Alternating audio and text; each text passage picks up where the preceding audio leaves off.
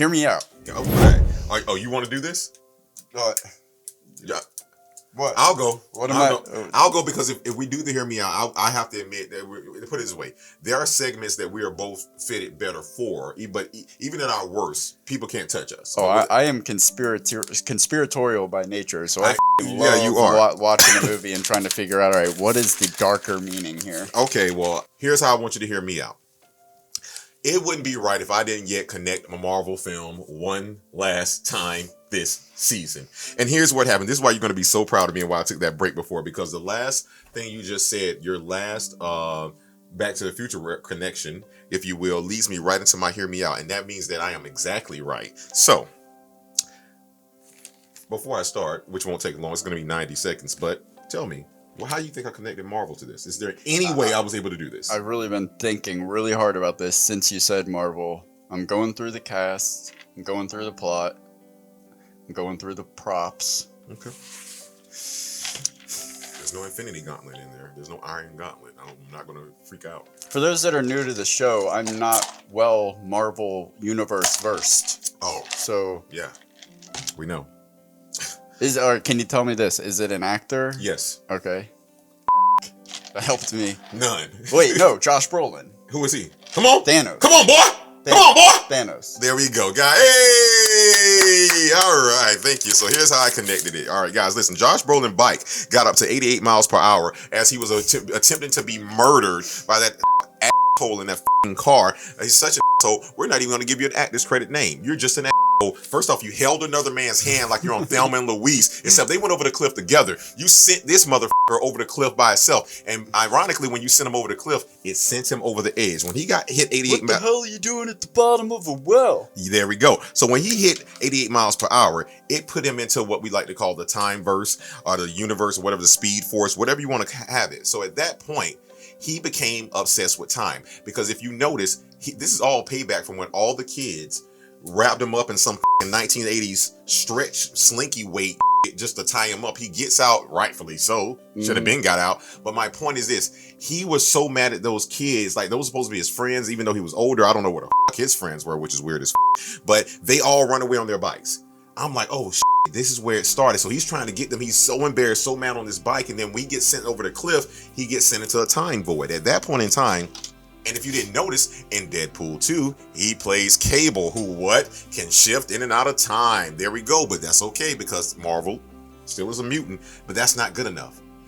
That wasn't good enough. He's still searching for these kids is what I'm trying to tell you. Remember, what if Goonies ended with him going off of that? He never found the kids. And what did his mom say before they left? Don't come back home without your brother. Mm-hmm. So he never sees them. So he becomes Cable, goes through times in Deadpool 2, still searching for it. And finally, when that's not enough, he's like, you know what? I can't. Mom said don't go back home. And if there is no home to go back to, if I eliminate half of life on Earth or all the life on Earth in just one snap, I won't get in trouble by Mom. And he became Thanos, who was also infatuated with time. All I'm saying is that became him becoming Thanos, and even in the end, he still got dusted away. So, Mom, I'm sorry, he never brought Mikey back home. Josh, you're getting an ass whooping by Mom. Hear me out. So it's all the bully's fault. That might be that bully resulted in the damn near devastation of the entire universe. That bully resulted in the whole world loving Chris Evans as Captain America, even though he played Johnny Torch, the human, and also played in Push with Dakota Fanning. So he's been 3 superheroes in 15 years, and I can't even be Blade's little brother. We here at TTFT take the brave and courageous stance of being anti-bullying. That's right. And that is why I like to call it's time. Get what I did there? So hear me out. Jordan, take it away. All right, I'm going to take you through my thought process here. So the first part of this is just a preface to my hear me out. I was proven wrong, which led to my theory. So in the beginning of the movie, there's this super elaborate contraption where how they let Trump. The director said almost. Mm-hmm. The director said almost, where everything happens to make something happen to make something happen. Yeah. Like, okay. I appreciate the amount of time and effort and attention to detail that went into this, mainly on the production side. It was crazy, and it was all done obviously practically. Mm-hmm. I don't know about the chicken part, but but speaking of practically, it's just not very practical in reality. The amount of work, meticulous that has to be done just to set it back up again is far less work to just walk the 10 feet to the porch, off the porch, and open the gate. Yeah. Read it. Rector said to open this $2 gate. Yeah. What the what's going on? See? Well, I will tell you what is going on because I had those thoughts until I realized that this moment was a clue for what we're about to get into. It was a metaphor for the kids in general. This wasn't supposed to be like reality. This is let you know that the kids, they care more about the journey than the destination. Mm-hmm. They want to make everything an adventure. Throughout the adventure under the town of Astoria, you kind of get the sense that Mikey is just making the shit up as he goes along, like just for the sake of extending and prolonging the adventure. Now, why would he want to do that? Because at home, nothing but turmoil and the unknowing, the uncertain exist. Which leads me to the theory, what if this whole thing is a Wizard of Oz situation? I believe that if we were to get 10 more minutes of running time at the end of the film, we would see Mikey waking up with his friends and family around him just in time for his home to be taken away, foreclosed on. I think this whole adventure was in his head, a contrived coping mechanism concocted for the purpose of confronting the trauma and the turmoil that he's facing with, like, losing their house. It's just too coincidental for me to believe that they're dealing with all of these issues on the surface, above the ground, that are all solved by money, and the whole adventure that takes place underground is surrounded by money, like them finding a buried treasure that would essentially solve all their issues and save their house. And this thing is not just their house. If you look at all the gadgets, like the attention to detail in that the prop department, the set design put into this house to really make it like an extension of the characters, this isn't just a location for them. This is an extension of their personality. The paraphernalia all over the place represents who they are. And it also, beyond that, it seems to be a hub where they all get together. So not only that, but it's like the foundation for their group, for the Goonies. So there's a lot on the line that's risk being threatened to be taken away. And that would be very traumatic for a kid. And there's also stuff, you get this feeling that there's stuff going on with the dad too. Like Josh Brolin says stuff like, like insinuating that dad lies or he's got problems or stuff like that. And Sean Astin Mikey is overly defensive.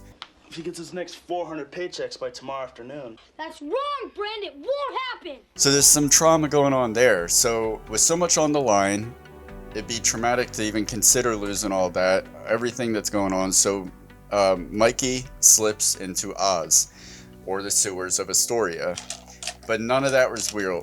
It was just a fantasy fueled by the real life events where, because Chunk comes and he shares about the criminal family, everything going on with that. So they kind of take a little bit of reality, couple it with the trauma of losing everything. I hope I'm not cutting you off here and starts to show taking your thunder. Even in the cave scene, now that you're saying with your theory, it makes sense. Remember, he said, guys, I remember one time I was watching this movie, The Outlaw Josie Wells. It wasn't even Outlaw Josie Wells. It was he's like, when the kid, when they put a bunch of put a bunch of jewelry, or should I say, down one path, and then we go the other way. So like you say, to your theory, he slipped into Oz in some fantasy land. It's almost like Jim Carrey and Cable Guy. He's living in this TV world. But go ahead, yeah. And and Mikey says at one point down there, in like the height of everything, he says, "'Cause it's their time,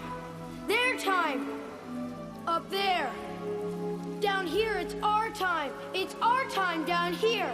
He's saying it right there, like this is it. This is where they can control things, where things are within their control. So that's my theory. And to me, usually a theory is something where you have to stretch to believe it. But with this theory, at least for me personally, it absolves all of the suspension of disbelief that you have to put up with when watching the movie if you just accept the fact that they're in Oz, that this is all happening in Mikey's head.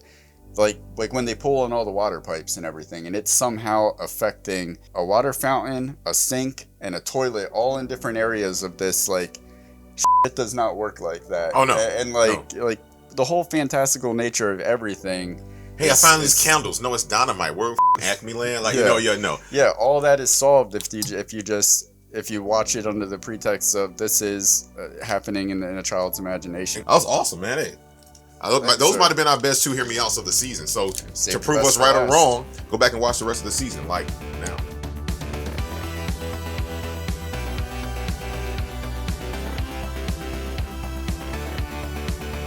Why don't you subscribe? It'll last longer.